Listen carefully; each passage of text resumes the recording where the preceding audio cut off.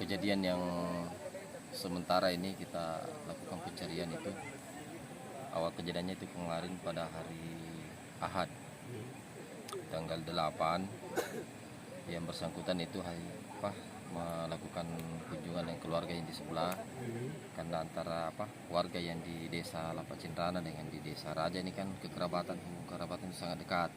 Ada yang bersaudara, bersepupu, termasuk saya, keluarga besar saya di sebelah. Kemudian yang menjadi penyebab juga sehingga masyarakat sering melakukan aktivitas lintas sungai ini, karena sebagian masyarakat di sebelah sini punya mata pencaharian di sebelah.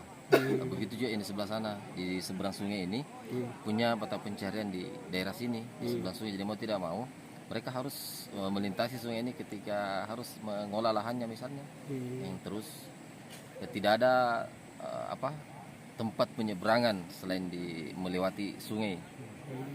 Artinya tidak ada jembatan, tidak ada peralatan yang lain, sehingga dengan kondisi begitu kan tentunya ini sangat berisiko bagi masyarakat, apalagi dalam kondisi musim hujan. Di sini biasanya tidak hujan di bawah, tetapi kalau hujan di atas, itu di daerah Goa misalnya, kalau deras hujan di sana itu besar kemungkinan 3 atau 4 jam kemudian akan banjir di bagian bawah sini. Dan itulah terkadang biasa menelan korban masyarakat itu hampir setiap tahun.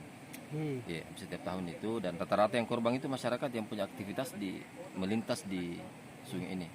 Iya. Kalau bukan warga Lapa Cinrana, ya warga dari desa sebelah, dan rata-rata kan keluarga juga.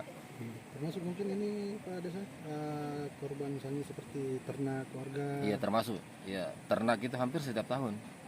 Ya, kan itu kendalanya, biasanya kan mereka tambatkan ternaknya di pinggir-pinggir sungai ini. Kelihatannya kan air lagi rendah, tetapi tahu-tahu tengah malam hujan di atas, subuh biasanya sudah banjir besar di daerah sini. Sudah banyak memang Pak ya yang menjadi korban di sini. Setiap tahun itu, rata-rata setiap tahun ada. Mulai dari atas itu sampai pokoknya sepanjang Sungai Tangka ini, setiap tahun itu.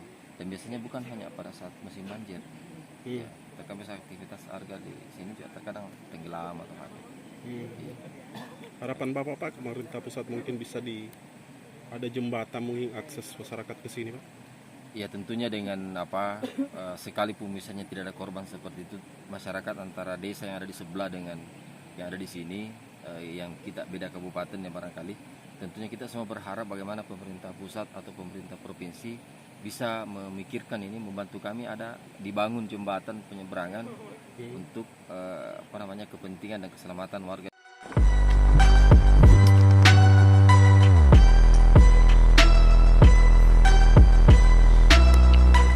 Terima kasih sudah nonton.